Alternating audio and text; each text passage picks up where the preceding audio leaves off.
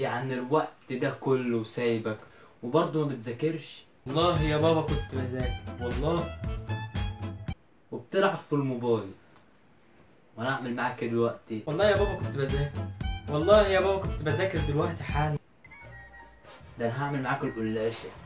ياض عليا النعمة لو ما لقيتك بتذاكر تاني، لو دخلت عليك تاني وما لقيتك بتذاكر لاخد منك التليفون.